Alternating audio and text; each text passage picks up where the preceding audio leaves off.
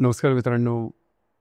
मे महिन्यामध्ये गुरु, राहू, केतू हे सर्व ग्रह राशी परिवर्तन करणार आहेत. जसं की गुरु जो की गेल्या 1 वर्षापासून वृषभ राशीमध्ये भ्रमण करत होता, तो आता मिथुन राशीमध्ये भ्रमण करणार आहे. आणि राहू केतू गेल्या 1.5 वर्षापासून कन्या आणि मीन राशीमध्ये भ्रमण करत होते, ते आता सिंह आणि कुंभ राशीमध्ये भ्रमण करणार आहेत. अर्थात त्याचे प्रभाव परिणाम हे वृश्चिक राशीवरती कशा प्रकारे होणार आहेत, या सर्व संदर्भातली खुलासेवर चर्चा आपण या व्हिडिओमध्ये करणार आहोत.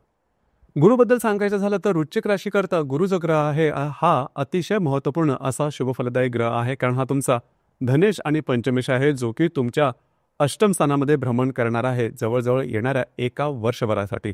15 मे पासून ते जवळजवळ 2 जून 2026 पर्यंत हा जो गुरु आहे, हा गुरु तुमच्या अष्टम स्थानातच भ्रमण करणार आहे. अर्थात अष्टम स्थानात किंवा अष्टमस्थ गुरु हा चांगला नसतो, अशुभ फलदायी असतो. त्यामुळे जीवनामध्ये खूप मोठ्या वाईट घटना वगैरे घडतात. अशा बऱ्याच प्रकारच्या गोष्टी तुम्ही ऐकलेल्या असेल, परंतु त्या संपूर्णपणे बरोबर आहेत असं मात्र नक्कीच नाही. कारण लक्षात घ्या, गुरु हा नैसर्गिक असा शुभ फलदायी ग्रह आहे.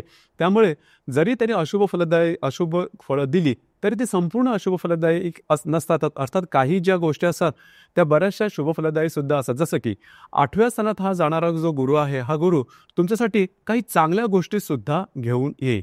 पहिली गोष्ट म्हणजे अनपेक्षित धनलाभ.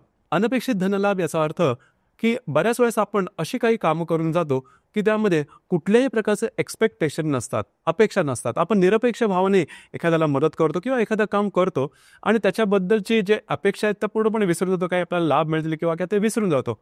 आणि कधी कधी त्याचे आपल्याला लाभसुद्धा मिळतात किंवा त्यापासून काही चांगल्या आपल्याला अनपेक्षित लाभ असे समजतात. तर अशाच प्रकारचे अनपेक्षित लाभ तुम्हाला येणाऱ्या संपूर्ण वर्षामध्ये मिळण्याची शक्यता बऱ्याच प्रमाणात आहे. अर्थात ते लाभ फार मोठे असतील किंवा छोटे असतील हे तुमच्या कामावरती आहे, परंतु लाभ तुम्हाला अनपेक्षितरित्या मिळतील एवढं मात्र निश्चित. त्याचप्रमाणे ज्या विवाहित महिला आहेत त्यांच्यासाठी सुद्धा हा गुरु चांगला राहील. कारण इन लॉस किंवा सासरकडची जी मंडळी आहे त्यांच्याबरोबर तुमचे नातेसंबंध सुमधुर राहतील किंवा स्मूथ राहतील. आता अशुभ फलदायी या संदर्भात विचार करायचा झाला तर आरोग्याकडे थोडंसं लक्ष देणं गरजेचं राहील. आरोग्याच्या संदर्भातले काही त्रास डोकं वर काढू शकतील. यामध्ये सुद्धा जर का तुम्ही आधीच कुठल्या व्याधीने पीडित असाल तर त्याची काही लक्षणं तुम्हाला दिसू शकतील. अर्थात त्यावर लगेचच्या लगेच काम करणं गरजेचं राहील.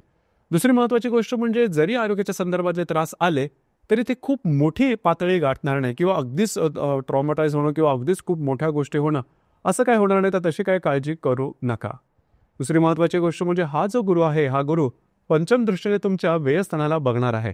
अर्थात इथे सुद्धा हीच गोष्ट महत्त्वाची की जो व्ययस्थ स्थानाची ज्याची दृष्टी आहे ती सकारात्मक नकारात्मक दोन्ही बाजूने त्याची फळं तुम्हाला मिळतील. सकारात्मक या दृष्टीने सांगायचं झालं तर ही गोष्ट अतिशय महत्त्वाची आहे. लक्षात घ्या की ज्या वृश्चिक राशीच्या व्यक्तींना परदेश गमन करायचं आहे त्यांच्याकरता येणारं संपूर्ण वर्ष हे अतिशय शुभफलदायी असं असणार आहे. म्हणजे परदेश गमन होणं कुठल्याही कामाकरता, म्हणजे फिरण्याकरता असेल, तुमच्या जॉबच्या संदर्भात, बिझनेसच्या संदर्भामध्ये किंवा फक्त एन्जॉयमेंटसाठी, तर त्याकरता सुद्धा हा जो गुरु आहे हा गुरु तुमच्यासाठी शुभफलदायी असाच असणार आहे. दुसरी महत्त्वाची गोष्ट म्हणजे ज्या व्यक्ती धार्मिक किंवा आध्यात्मिक मार्गामधली आहेत त्यांच्याकरता सुद्धा हा गुरु उत्तम राहील.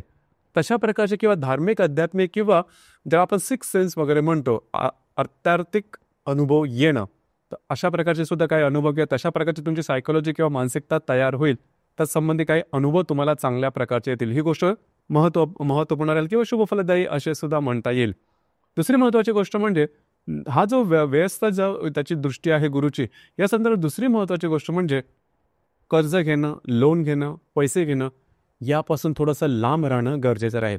लक्षात घ्या, जर का तुम्हाला पैशाची चणचण भासत असेल तर तुम्हाला लोन लगेचच्या लगेच उपलब्ध होईल किंवा जे गुरुची दृष्टी तुम्हाला लोन घेऊन देईल, परंतु घेतलेलं लोन कशा प्रकारे रिपे करायचं, कशा प्रकारे चुकतं करायचं या संदर्भात तुमचं गणित तयार नसेल आणि जरी ते तयार असेल तरी तुम्हाला वेळच्या वेळेला ते लोन परत करणं ही गोष्ट तेवढीशी सोपी जाणार नाही. तर त्या संदर्भात थोडीशी काळजी घेणं गरजेचं राहील. तर लोन घेणं, लोन देणं, कमिटमेंट, प्रॉमिसेस, कागदोपत्री व्यवहार यापासून थोडंसं लांब राहणं गरजेचं राहील. आणि समजा तशी वेळ आली तर अतिशय त्या संदर्भात नीट सखोल विचार करून निर्णय घेणं गरजेचं राहील. आता हा जो गुरु आहे हा गुरु सप्तम दृष्टीने तुमच्या द्वितीय स्थानाला सुद्धा पाहतो आहे. आर्थिक बाबतीत काळजी करू नका. आर्थिक संदर्भात तुमच्या गोष्टी तशा व्यवस्थित राहतील.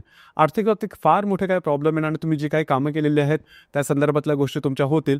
त्याच्या संदर्भात अजिबात काळजी करू नका. उलटपक्षी तुमच्या काही चांगल्या इन्व्हेस्टमेंट सुद्धा होऊ शकतील. याचप्रमाणे हा जो गुरु आहे हा गुरु नवम दृष्टीने तुमच्या चतुर्थ सणाला पाहतो आहे. ही गोष्ट सुद्धा थोडीशी महत्त्वाची आहे. घरातल्या व्यक्तींबरोबरचे नातेसंबंध सुधारतील.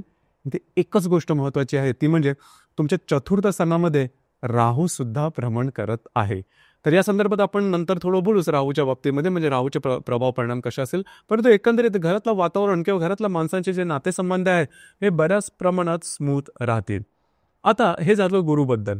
परंतु लक्षात घ्या, कुठलाच एक ग्रह संपूर्णपणे परिणाम देत नाही. प्रत्येक कुंडलीमध्ये ग्रहांचे जे परिणाम असतात हे सामुदायिक असतात, सामूहिक असतात. ज्याला आपण टीम इफेक्ट म्हणतो, तर तशा प्रकारचे परिणाम असतात. म्हणूनच येणाऱ्या संपूर्ण वर्षामध्ये जे सांगितलं गुरुचे प्रभाव परिणाम तेवढेच तुम्हाला मिळतील असं काही नाही. थोडं शनीबद्दल सुद्धा विचार करू. अर्थात शनी जो ग्रह आहे हा मार्च महिन्यामध्येच तुमच्या चतुर्थातून पंचमात आलेला आहे. इथे लक्षात घ्या, पंचमचा जो गुरु आहे हा गोचरीचा तुमच्या अष्टम स्थानात भ्रमण करणार आहे आणि पंचमामध्ये तुमच्या राशीचा अशुभ फलदायी ग्रह शनी हा भ्रमण करत आहे. जवळजवळ येणाऱ्या 2.5 वर्षापर्यंत तो तुमच्या पंचम स्थानामध्येच भ्रमण करणार आहे. तर याचे प्रभाव परिणाम कशा प्रकारचे असतील, तर साधारणतः जर तुम्हाला संतती असेल, म्हणजे मुलं असतील, तर मुलं तुमच्या अपेक्षेप्रमाणे वागणार नाही आणि अपेक्षेप्रमाणे वागलं नाही तर आपल्या भावनांचा कडेलोट होतो. तर तशाच प्रकारचे काही अनुभव तुम्हाला वरचेवर येणाऱ्या 2.5 वर्षामध्ये मिळू शकते. तर त्यासंबंधी थोडीशी काळजी घेणं गरजेचं राहील. थोडंसं लक्षात घ्या, तुमची जी राशी आहे ही थोडीशी डिसिप्लिन आहे. समोरचा सणगा वरचढ झाला तर तो तुम्हाला सहन होत नाही, खास करून तुमची मुलं. तर संततीच्या संदर्भात असे काही अनुभव येण्याची शक्यता आहे. तर त्या संबंधी थोडीशी मनाची तयारी करा किंवा थोडंसं ॲडजस्ट करून घेणं स्वतःला गरजेचं राहील. ही गोष्ट थोडीशी महत्त्वपूर्ण राहील. याचप्रमाणे ज्या गर्भवती महिला आहेत त्यांनी सुद्धा स्वतःच्या आरोग्याकडे लक्ष देणं गरजेचं राहील. आरोग्याच्या संदर्भातले काही त्रास डोकं वर काढू शकतील. अर्थात ते एक्स्ट्रीम होणार नाहीत, परंतु तुम्हाला त्यासंबंधी थोडीशी काळजी घेणं गरजेचं राहील. जे विद्यार्थी वर्ग आहेत, वृश्चिक राशीचे जे विद्यार्थी वर्ग आहेत त्यांच्यासाठी सुद्धा अपेक्षेप्रमाणे गोष्टी होणं थोडंसं कठीण राहील. तरी सुद्धा तुमच्याकडून 100% एफर्ट द्या, मग तुमच्यासाठी गोष्टी फेवर करू शकतील. मात्र फक्त आणि फक्त नशिबावरती अवलंबून मात्र राहू नका, कारण ग्रहांची साथ ही तुम्हाला नेहमी सारखी नसेल. या संदर्भात थोडी काळजी घेणं गरजेचं राहील. याचप्रमाणे जर का तुम्ही रिलेशनशिपमध्ये असाल तिथे सुद्धा गोष्टी तू मैमे ज्याला आपण म्हणतो, किंवा चहाच्या कपातले वादळ ज्याला आपण म्हणतो, तशा प्रकारचे बरेचसे अनुभव तुम्हाला या दरम्यान येण्याची शक्यता राहील. तर या संदर्भात काळजी घेणं गरजेचं राहील. तडजोडीचं धोरण अवलंबणं गरजेचं राहील. आता हा जो शनी आहे हा शनी तृतीय दृष्टीने तुमच्या सप्तम स्थानाला पाहतो आहे, सप्तम दृष्टीने तुमच्या लाभ स्थानाला पाहतो आहे आणि दशम दृष्टीने हा तुमच्या धनभावाला सुद्धा बघतोय. हे लक्षात घ्या, वैवाहिक जोडीदाराबरोबरचे नातेसंबंध थोडेफार ताणले जातील किंवा महत्त्वाचं म्हणजे त्यांच्या आरोग्याकडे थोडंसं लक्ष देणं गरजेचं राहील. ही गोष्ट थोडी महत्त्वपूर्ण राहील. राहू केतूबद्दल सांगायचं झालं तर आत्तापर्यंत जे राहू केतू होते हे तुमच्या पंचम आणि लाभ स्थानामध्ये भ्रमण करत होते. आता जो राहू केतू आहे हा तुमच्या चतुर्थ आणि दशम स्थानामध्ये भ्रमण करणार आहे. इथे लक्षात घ्या, जो चतुरस्थ जो भ्रमण करणारा जो राहू आहे हा साधारणतः घरातल्या व्यक्तींबरोबरचे नातेसंबंध थोडेसे बिघडवतो. खास करून गैरसमजामुळे गोष्टी होतात, मिसअंडरस्टँडिंगमुळे गोष्टी होतात आणि तेच आपल्याला खरं वाटतं. राहू जो ग्रह आहे हा मिसअंडरस्टँडिंग करणारा आहे, मिसलीड करणारा आहे. तर या संदर्भात थोडंसं अलर्ट राहणं गरजेचं राहील. गोष्टी जरी तुम्हाला चुकीच्या किंवा वेगळ्या स्वरूपात दिसल्या घरातल्या वातावरणामध्ये, तरीसुद्धा त्या तशाच्या तशा घेऊन चालू नका. सर्व शहानिशा करूनच तुमची मानसिकता तयार करा. ही गोष्ट अत्यंत महत्त्वाची आहे. येणारा जवळजवळ 1.5 वर्ष हा जो राहू आहे हा राहू तुमच्या चतुर्थ स्थानामध्ये भ्रमण करणार आहे. दुसरी महत्त्वाची गोष्ट म्हणजे घरातल्या ज्या वयोवृद्ध व्यक्ती आहेत त्यांच्यासुद्धा आरोग्याकडे लक्ष देणं गरजेचं राहील. त्यांच्या आरोग्याच्या संदर्भातले सुद्धा काही त्रास डोकं वर करू शकतील किंवा अगदी टोकसुद्धा गाठू शकते. तर या संदर्भात काळजी घ्या. मातेच्या आरोग्याकडे लक्ष देणं गरजेचं राहील. इथे ही गोष्ट खूप चांगली आहे. ती गोष्ट म्हणजे जो गुरु तुमच्या अष्टम स्थानामध्ये भ्रमण करतो आहे तो नवम दृष्टीने तुमच्या चतुर्थ स्थानाला बघत आहे. याचा अर्थ असा की जी काय आता तुम्हाला मी अशुभ किंवा जरा वेगळी फळं सांगितली ती टोकाची मात्र होणार नाही जवळजवळ येणाऱ्या 1 वर्षापर्यंत. तर त्या संदर्भात फारसं मोठं काय स्ट्रेस घेऊ नका. मात्र थोडंसं सजग राहणं, दक्ष राहणं, अलर्ट राहणं गरजेचं राहील. केतू संदर्भात सांगायचं झालं तर केतू जो ग्रह आहे हा जवळजवळ 18 महिने तुमच्या 10व्या स्थानामध्ये भ्रमण करणार आहे.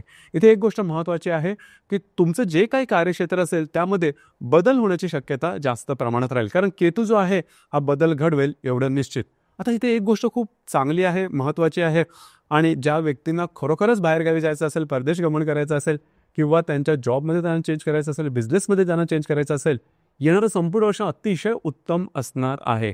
तुमच्या जॉबमध्ये चेंजेस तर होतीलच, पण जर का परदेश गमन करायचं असेल किंवा जॉबमध्ये तुमच्या ऑफिसमध्ये तुम्हाला काही चेंज करायचं असेल, राहत्या तुमचं ज्या ठिकाणी ऑफिस आहे त्या ठिकाणी दुसऱ्या ठिकाणी जायचं असेल तर त्याकरता सुद्धा हा जो केतू आहे केतू तुमच्याकडे फारच शुभफलदायी राहील. म्हणजेच एका अर्थी केतू जर ज्यांना बाहेरगावी जायचं आहे, जॉब चेंज करायचा आहे, जागा बदलायची आहे, त्यांच्यासाठी हा जो केतू आहे, केतूचे जे भ्रमण आहे तुमच्या दशमस्थानामध्ये, ते अतिशय शुभफलदायी असंच असणार आहे. लक्षात घ्या, एकंदरीतच आतापर्यंत आपण जी काय चर्चा केली, तर गुरु, अष्टमस्थ गुरु हा वाईट असतो, अशुभ फलदायी असतो, अशी आपली थोडीशी समज होता. तर तसं संपूर्णपणे नसतो. प्रत्येक ग्रह हा चांगला वाईट असतोच.